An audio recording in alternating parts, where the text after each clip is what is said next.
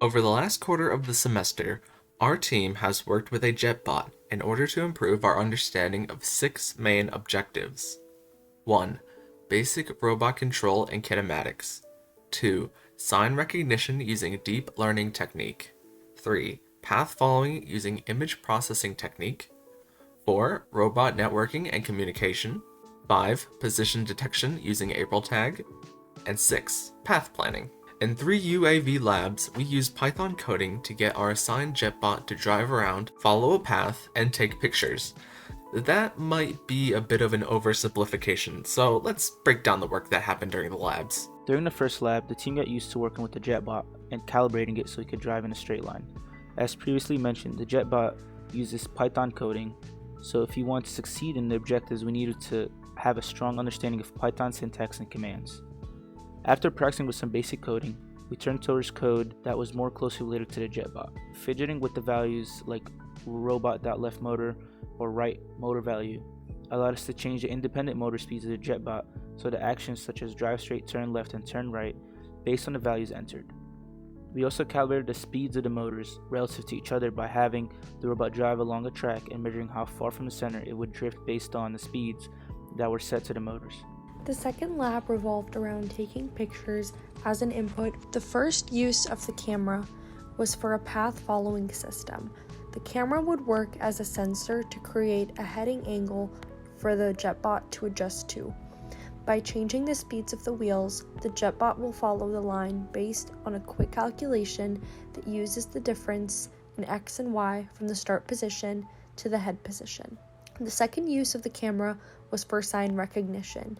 By taking 3 sets of pictures with the JetBot camera, 1 set without a sign in view, 1 set with a stop sign, and 1 set with a speed limit sign, we were able to use ResNet 18 deep learning in order to create a classification system for any images the JetBot would take in the future. With the probability to predict all 3 conditions above 0.85, we decided that our model was accurate. The third lab was aimed towards using an overhead camera bot to take pictures and locate the April tag attached to the top of the robot. By connecting to multiple bots at once, the images taken by the overhead camera bot can be adjusted to account for distortion and converted into measurements, using pixel to real-life distance. With this setup, the real-time location was output. The last part of the lab involved creating an optimized path for moving around the map. With these concepts in mind, we began the final project goals. For drafting a flowchart for a robot to move from point A to point B, we started with the general setup blocks for any JetBot program, and then added some blocks for using the April tag to get the grid calibration and the position of the JetBot. To process the camera bot images for real-life motion and distance, we'd use the pixel scale conversion and the final location along with the current location to create a set of commands called the nodal position plan. In the flowchart, sign detection is broken down into its own subprogram. Sign detection takes our previously taken images of sign and no sign examples and uses ResNet 18 deep learning along with HSV values to classify images being taken by the JetBot camera. By inputting the JetBot live image, the program will detect when a sign appears and act accordingly with kinematics. Another process that can be broken down into its own subprograms is the line following. Since the camera is also being used for the sign detection, the program will have to trade off between sign detection and line following. The system will also take the HSV value and the live image as inputs and then change the head angle based on the difference in angle from the extracted line by changing the motor speeds. Lastly, all of the movement is carried out through kinematics and gives the end goal of successfully going from point A to point B, which is the end of the program. To improve this design, the team talked about the possibility of using multiple sensors so that the live input from the JetBot does not have to switch between sign detection and line following and can have dedicated sensors for each. Another idea the team tossed around was using communication between JetBots in order to avoid collision with one another if 2 JetBots were active at the same time. The goal of our own JetBot's code was to demonstrate a mastery over the main objectives.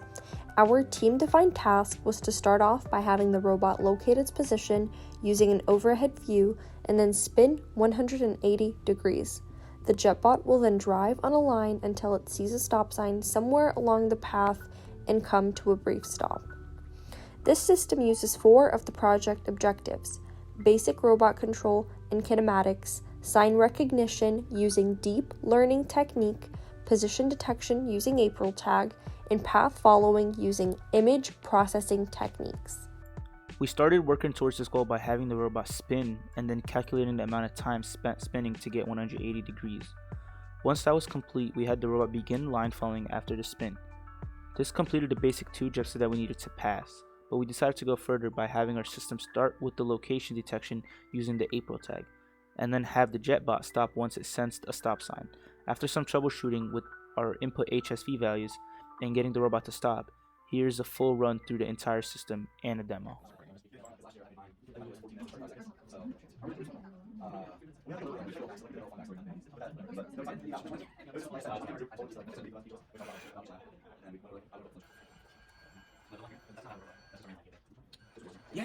Therefore, as shown by our learning experience in the 3 UAV labs, the flowchart, and the live demo, our team has a great grasp on the goals we set out to achieve at the beginning and have mastered the content needed to do so.